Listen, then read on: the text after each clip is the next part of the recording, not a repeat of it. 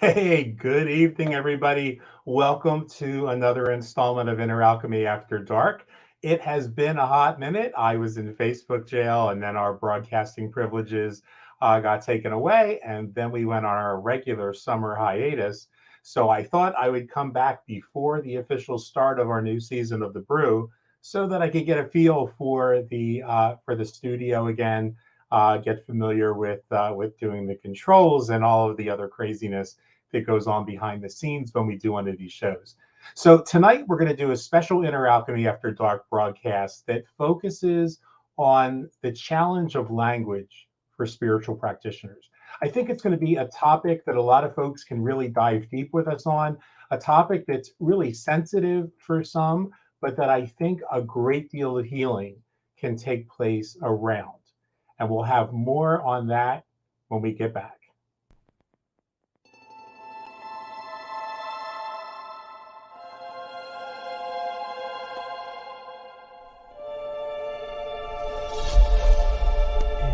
Alchemy.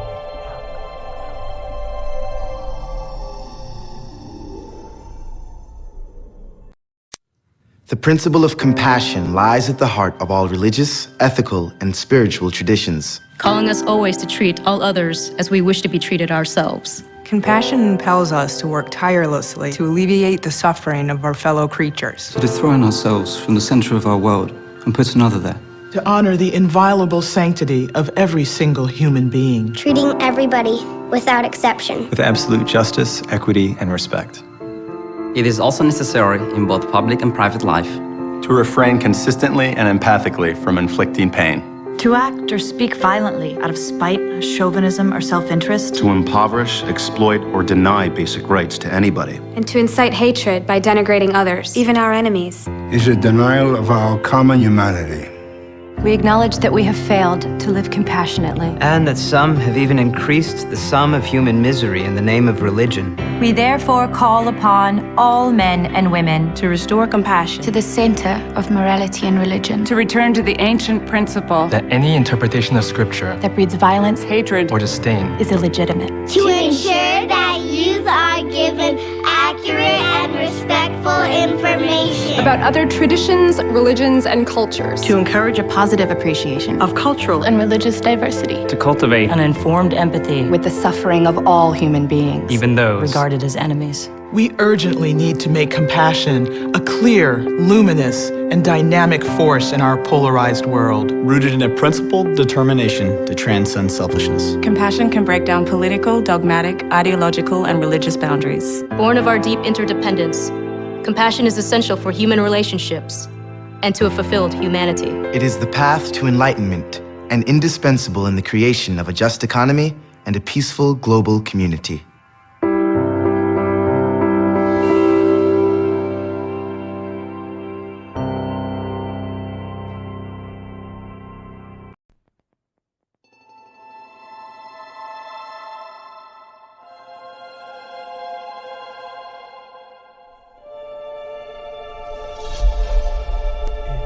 Alchemy.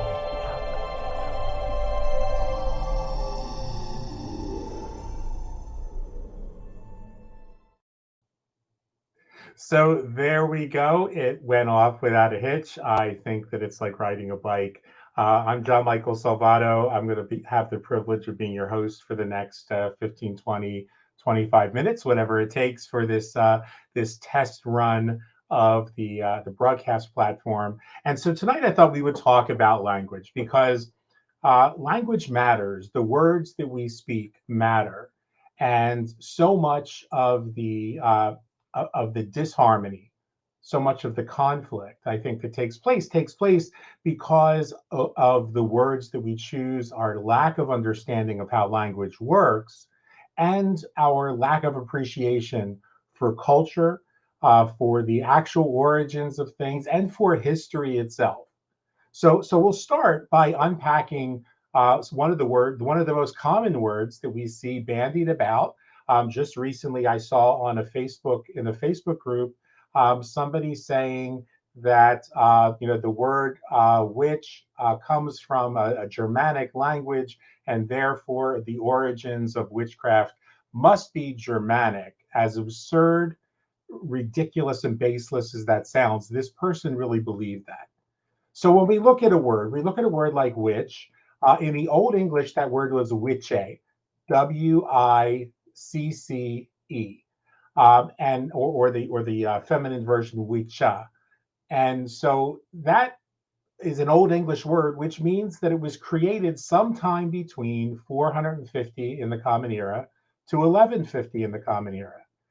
So the notion that witchcraft was originated in Germanic lands, or that it originated this person was saying it's a Slavic origin, is baseless and absurd. It lacks an appreciation for history. It lacks a demonstration of intelligence. Because we find in the Code of Hammurabi 3,700 years ago a reference to witches. So first, let's understand the Code of Hammurabi was not written in English. So naturally, there wasn't the use of the word witch there. Same thing with the Old Testament of the Hebrew Bible. Same thing with some of the other ancient texts that we have in ancient Greece and ancient Rome. So we look at another word for witch, because each one of these languages would use a word similar. And so the mythology, the pop culture mythology, is that the word for witch in Latin and ancient Greek was strega. In Italian, it's strega. Today is the word for witch. So that comes from the ancient Greek and the ancient Latin word strix.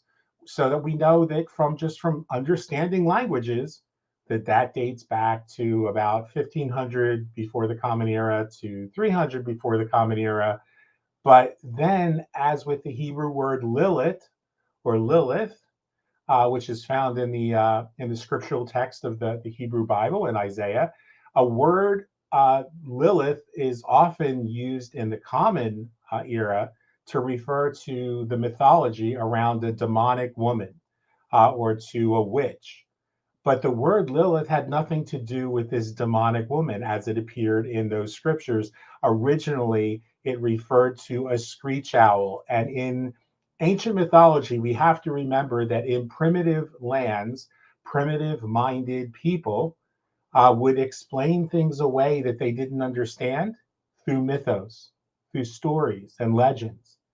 And so it was thought that the screech owl that they would hear at night was feeding on the blood of children, likely because when a screech owl picks up a rodent or a rabbit or something like that, those animals, when they get attacked, will actually make a sound, a blood-curdling scream that does sound like a child. If you've ever heard rabbits being slaughtered or picked up by an eagle, it sounds like a baby being picked up and screaming.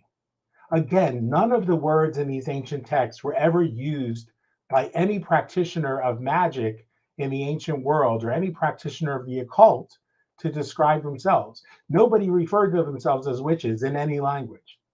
So in 1900, we have the story that Charles Leland was in Tuscany, and he came from Philadelphia to Tuscany. He obviously was not Italian. His last name was Leland. He claims that he met a woman named Maddalena who invited him to attend a gathering of witches, so he says.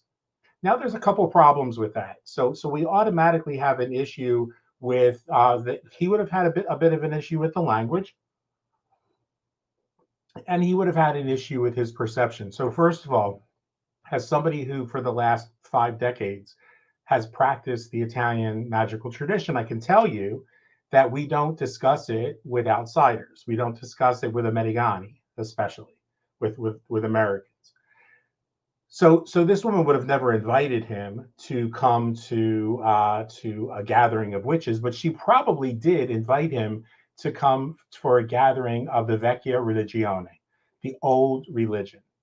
So there would be a religious gathering in a grove, or what we would call in Italian a boschetto, in Tuscany. And so Leland would go, and based on his perception of that religious gathering, which was likely a cult of Diana and Dianus, so Tana and Tanus, there would be he thought it would be a gathering of witches. So let's stop for a minute. Let's look at an analogy that a lot of you may be able to understand. Let's say that you had never been to a Catholic church or an Episcopalian church, and you walk into a Catholic church for the first time ever, and you see a bunch of nuns and monks sitting in the front row, and nobody else is there yet. Now, your perception might be that that religious gathering is a gathering of monks and nuns. And that would be very logical, but it would be inaccurate. Because when other people would come in, you might have been told that the people that were there in the beginning were monks and nuns, and you might not have recognized that what distinguishes them from other people is their religious habit. And particularly if it were in the, let's say, the Middle Ages, when the religious habits of monks and nuns were very similar to the clothing worn by other people outside of religious life. And so then when people like Leland sees this gathering, he didn't understand that at the Bisketto there were people there who were bakers and housekeepers and shopkeepers, teachers, probably physicians, who were coming together for a religious gathering. So they were coming from all walks of life. And were some of the people that were at that gathering practitioners of magic as well? Yes, because in ancient Italy, as well as 1900, when he was there, the practitioners of magic in Italy didn't do magic the way that we think in pop culture today, where you get dressed up in all goth looking clothes, you put on a little costume hat, and dress in period costume, and on a Tuesday night you get together with your coven, and you cast a circle and all this other stuff. That wasn't how it was done for the Italians. And for the Italians, our magical practice was part of a way of life. That's why we didn't call it witchcraft, because it was simply everything that we did. And I do a course on that. And if you're interested in learning more, you could certainly find out more at the end of this program today. We'll talk about it just a little bit. But when people like Gerald Gardner, who was clearly illiterate in the Proto-Germanic and Old English languages, saw references in church documents, so put a pin in that, in church documents, he would see references to witche, and then he would mispronounce it as Wicca. Then he might have imagined the same way that Leland did, when Leland imagined that he saw a coven of witches, which was just a religious gathering.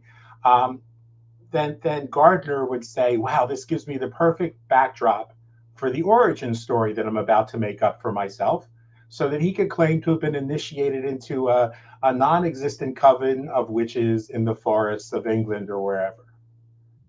See, we see similar words come into the vernacular of the vernacular of their day, the common language of their day, based on similar misunderstandings or misrepresentations of how words were used in the past. Another example might be the British appropriation of the Hindu word for the devotees of the Mother Kali.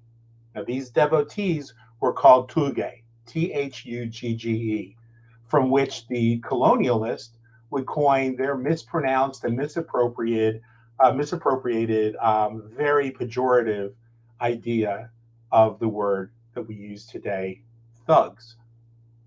And that was because a lot of the practitioners who were devotees of the Mother Kali were of the lower socioeconomic caste. And so they would rob from the rich, Robin Hood style, by robbing people on the side of the road. And so the colonialists saw this and referred to them as thugs, because they heard that they were Thuge. And Thuge was just a reference to these people's this people's caste. In and of itself was problematic.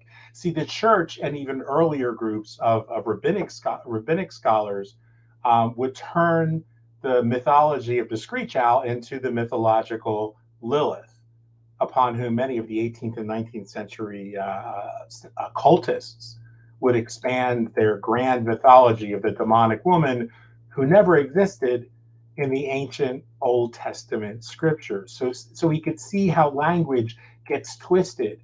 The church, the Roman church, would similarly co-opt the use of the word hashetan, the adjudicator, or the adversary, to create its mythological Satan, so that they could manipulate people and with fear mongering, and then they would corrupt the story of Diana's brother, Lucifer, also known as Tammuz, to somehow make this beautiful and sacred embodiment of the morning star into an analog of the church's mythological Satan. And all of this right up to the 19th and 20th century ramblings of people like Crowley and Gardner and so many others had its basis in colonialism.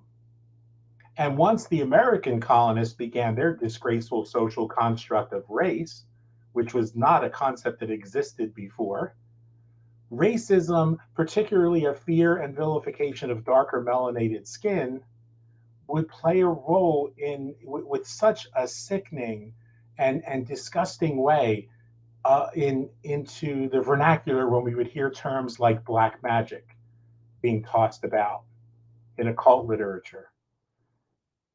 So today we've come to terms with the fact that in the 20th century and 21st century, the incestuous cycle of borrowing from, plagiarizing from, and flat out making up origin stories as in an attempt to garner credibility of some sort for mystery school revivals, occult versions of the Catholic liturgy and theology, and of course, the first time that we actually historically ever saw the ancient practices of witchcraft blended with the ancient religions of ancient Rome and Greece, resulting in some of the terms that were once pejorative, terms like witchcraft and terms like paganism and Wicca, that were reclaimed by practitioners in the 20th and 21st century. Words like warlock, began to be adopted by actual practitioners and spiritual seekers, sincere people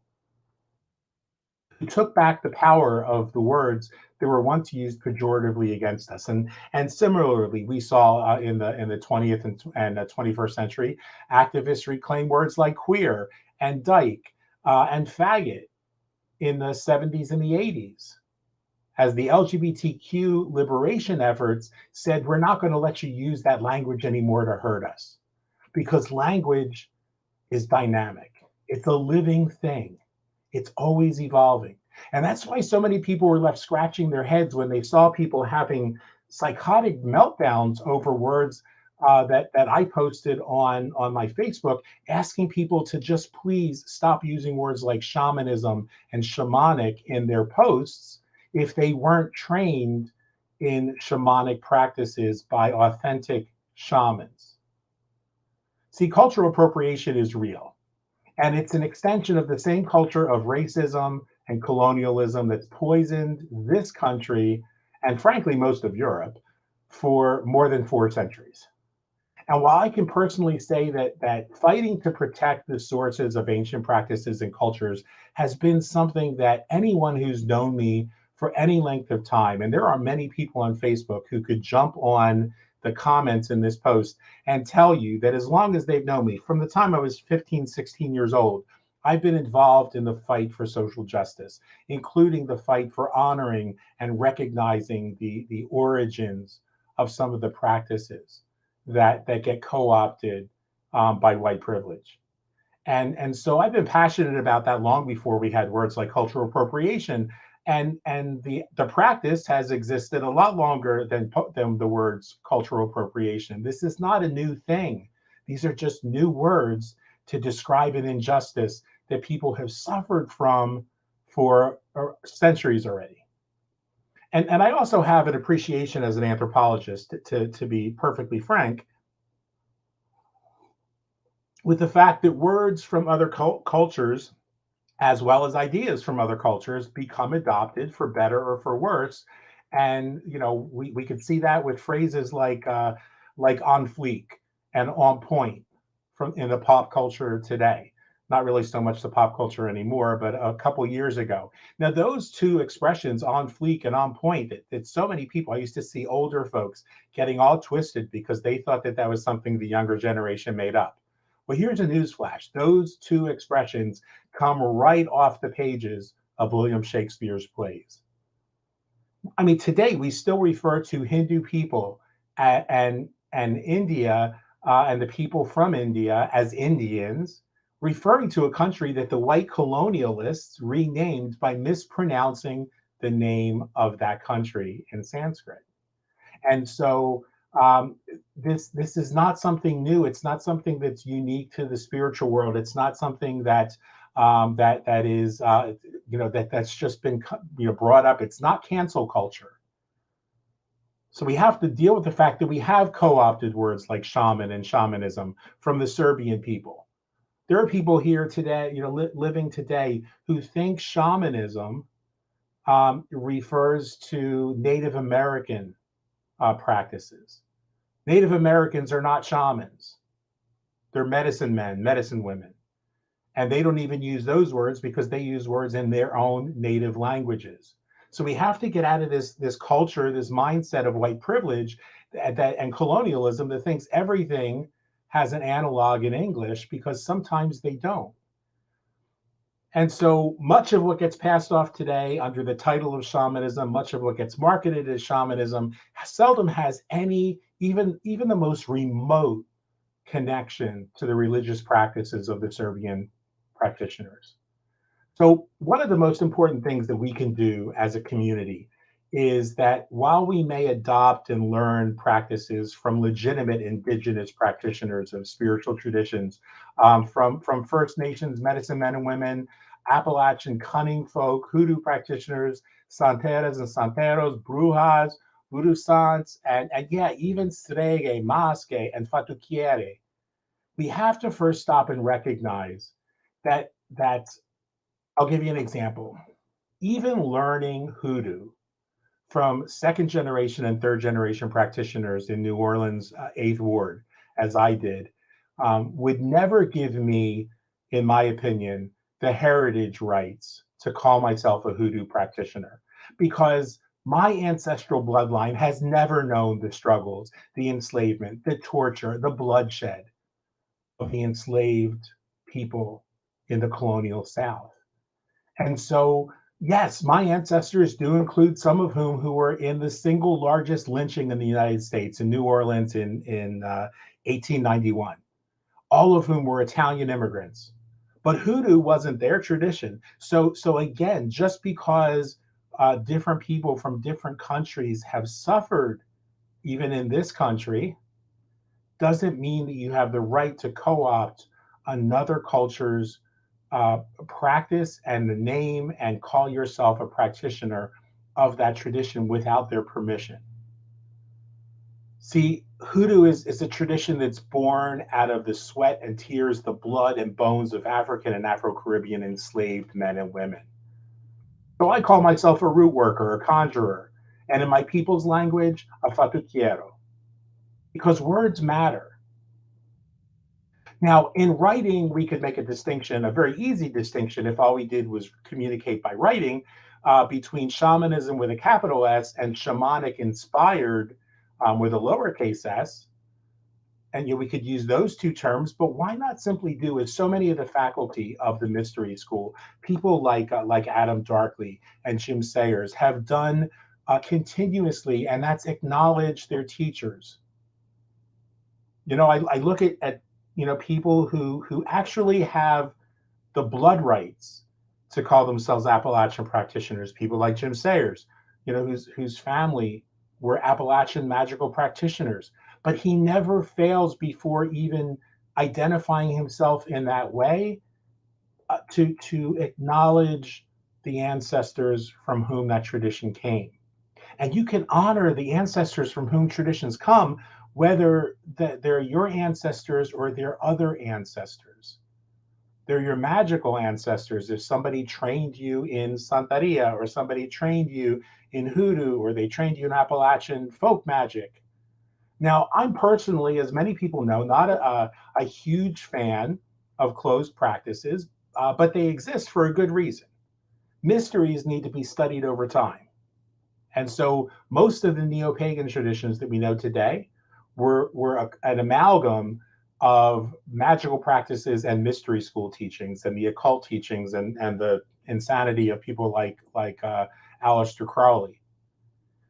So these mysteries need to be studied over time. They need to have some means, some mechanism of demonstrating personal mastery before a person's permitted to claim lineage in those traditions, let alone teach. My distaste for initiatory paths arises simply from my complete and utter disdain for the 20th century blending of magical practices with the old religion. Those of you who know me know I don't have any use for religion anyway. But too many, once again, illiterate and culturally ignorant people have conflated, at the very beginning of all of this discussion of witchcraft and magic, they've conflated two very simple terms because they didn't speak Italian as their first language or didn't speak Italian at all. So they conflate the Vecchia Religione, which is the old religion of Tuscany and Etruria, with Il Modo Vecchio. So one is the Vecchia Religione. The other is Il Modo Vecchio, the old ways, the ways of Italian folk magic, the ways of our people. And why did they conflate that? Well, because in life, there's intersection and overlap. So the mistakes weren't stupid mistakes, they were ignorant, and there's a difference.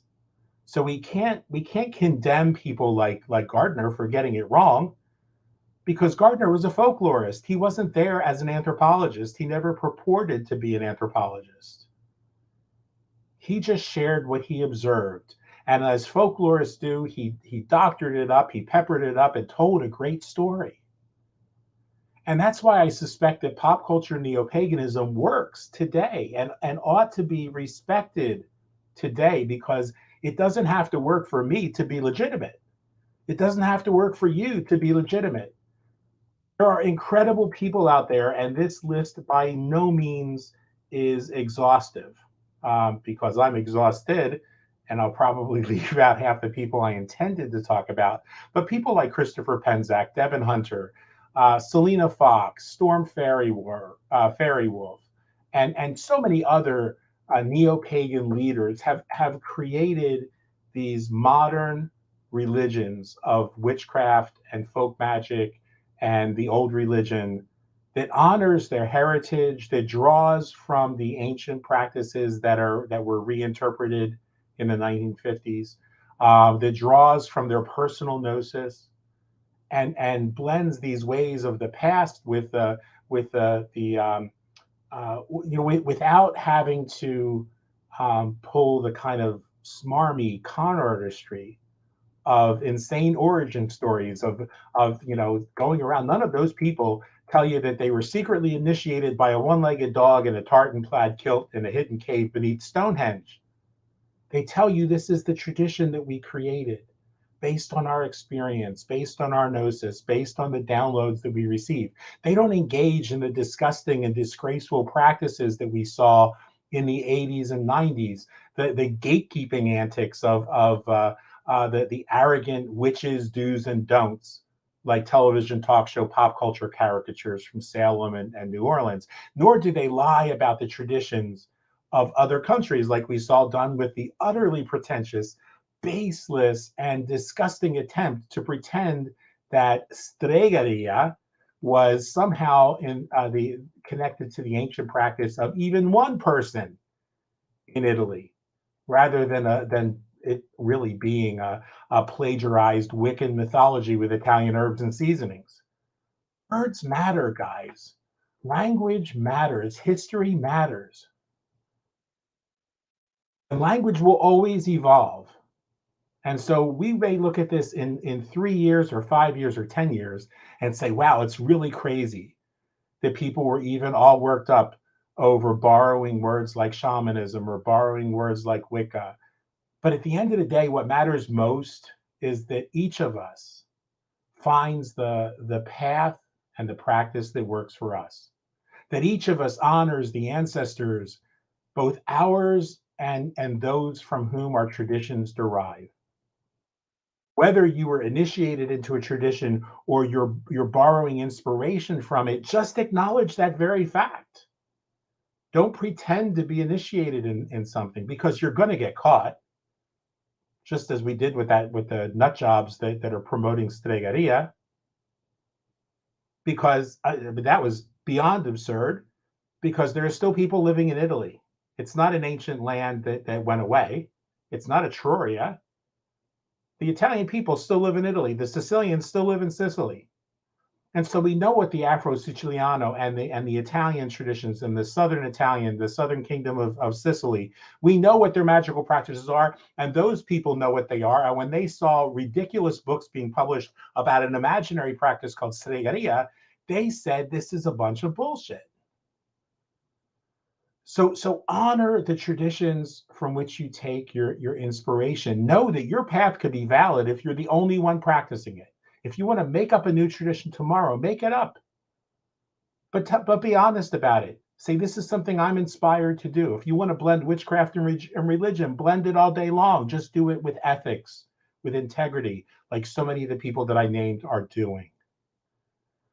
And do what we can do to make this world a more inclusive and respectful and magical place, not just for us, but for future generations. Because then we won't have to have the kind of hateful rhetoric that just pervades almost every Facebook group I've ever seen.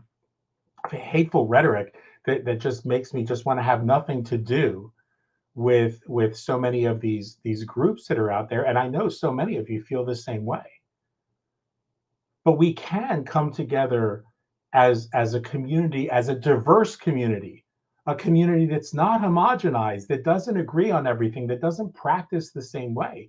We can come together and say we are practitioners of flavors and types and expressions of magic that are every different color. And together we weave those to create an incredible tapestry that will make this a more magical, more compassionate world. That's why I started the show tonight with that public service announcement from the Charter for Compassion, because I truly believe that any religion or spiritual tradition that attempts to dethrone another tradition is illegitimate, because that's unnecessary, that's violence, and we could do better. So I thank you guys for giving me the opportunity, tired as I am, to jump back in. You got to get your feet wet at some time. I didn't want my first show. When we come back from hiatus, will be the first week in September. I think it's around September 7th or thereabouts. It's right after Labor Day in the United States. And we'll be beginning with a whole new season of The Brew, the broadcast show and podcast that started everything for me a couple years back, and with this broadcasting and podcasting thing that I'm so grateful to have. And we'll have panels discussing things. It won't just be me. It'll be whole panels of people having conversations from different perspectives, from different ideologies, from different spiritual paths, coming together to find that common ground on which we can build that better world. So until then, stay in the moment, be grateful for what you've got. When you bring gratitude to this moment, you open the door for the abundance, the healing, the happiness that's waiting for you. And always remember, the best is yet to come. We'll talk to you soon.